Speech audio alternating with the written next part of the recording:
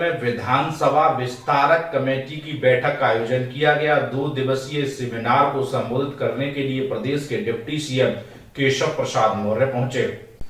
बुलंदशहर के खुर्जा पहुंचे यूपी के उप मुख्यमंत्री केशव प्रसाद मौर्य। डिप्टी सीएम ने खुर्जा में आयोजित 2 दिवसीय विधानसभा विस्तारक प्रशिक्षण वर्ग में हिस्सा लिया। विधानसभा विस्तारक प्रशिक्षण वर्ग में 3 क्षेत्रों से करीब 200 विस्तारकों ने लिया प्रतिभाग। कार्यक्रम में हिस्सा लेने पहुंचे विस्तारकों को संबोधित करने पहुंचे तो यूपी के डिप्टी सीएम केशव प्रसाद मौर्य। कल भी पूर्व उप मुख्यमंत्री दिनेश शर्मा समेत भाजपा के कई दिग्गजों ने विस्तारकों को किया था संबोधित। बुलंदशहर के खुर्जा क्षेत्र स्थित रॉयल रिसोर्ट फार्म हाउस में आयोजित है 2 दिवसीय कार्यक्रम। सर्वेश कुमार, बुलंदशहर, समाचार 24। भारतीय जनता पार्टी का 3 क्षेत्रों का यहाँ पर विस्तारक प्रशिक्षण वर्ग था इस कार्यक्रम में, और विकसित भारत मेरा संकल्प यह भी एक कार्यक्रम है। विभाग के अधिकारियों को कुछ आवश्यक निर्देश दिए हैं। हमारे यहाँ एक ग्राम चौपाल का अभियान चल रहा था, 30 दिसंबर को उसके 1 वर्ष पूरे होंगे। तो एक दिन जो चौपाल इस बार की लगेगी 29 दिसंबर को, वो विशेष चौपाल लगेगी, और 30 दिसंबर को स्वच्छता का एक विशेष अभियान, 29 को स्वच्छता, 30 को चौपाल, यह बड़े पैमाने पर करने का निर्देश दिया गया है।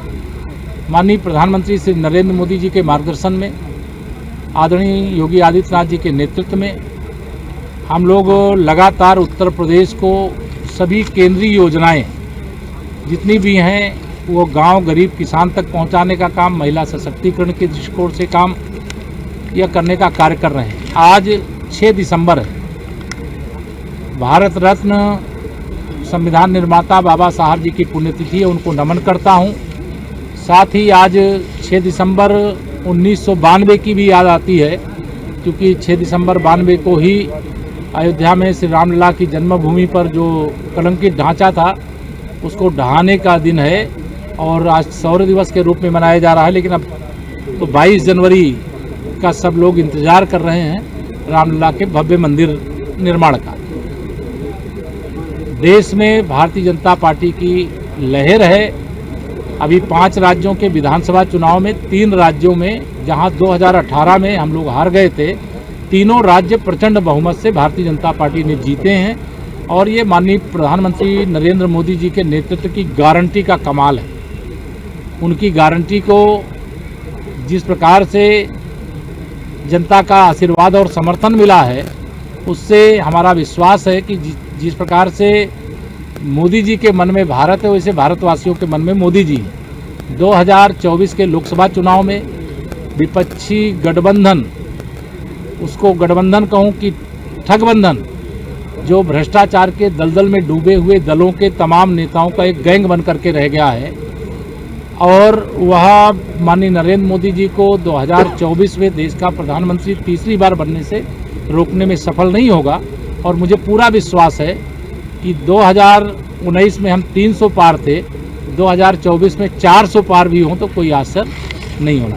जी, धन्यवाद। सर, बनारस में एक प्रोग्राम में अखिलेश जी ने कहा है कि परिणाम आ गए हैं, कांग्रेस का परिणाम लिए अहंकार भी खत्म हो गया है, क्या कहना चाहेंगे? देखिए, अहंकार तो कांग्रेस का भी खत्म होना चाहिए और अखिलेश यादव जी का भी खत्म होना चाहिए, क्योंकि अहंकार तो उनको भी बहुत है।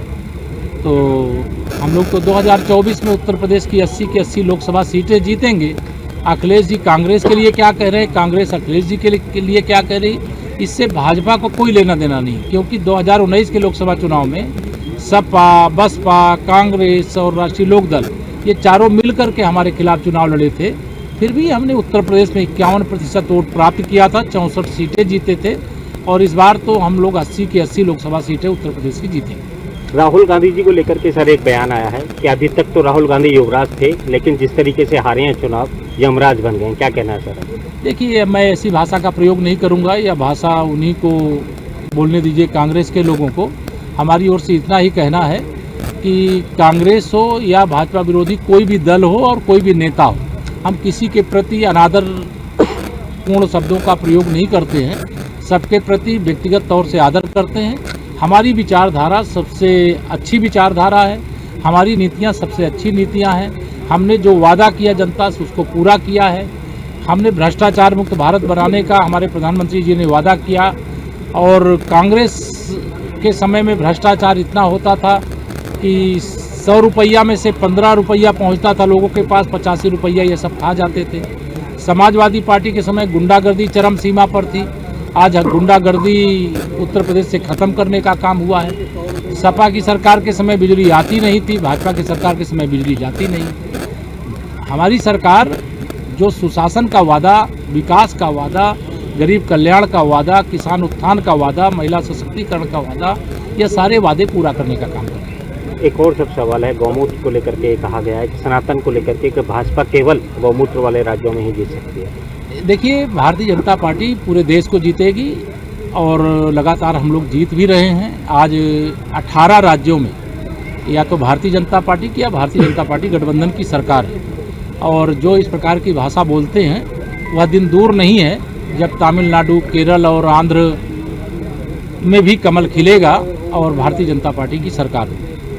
करणी सेना के प्रमुख की हत्या कर दी गई, करणी प्रमुख की हत्या कर दी गई। वो दुखद है। मैं इस प्रकार की जो घटना हुई है उसकी निंदा करता हूं, उनके परिवार के प्रति संवेदना जाहिर करता हूं।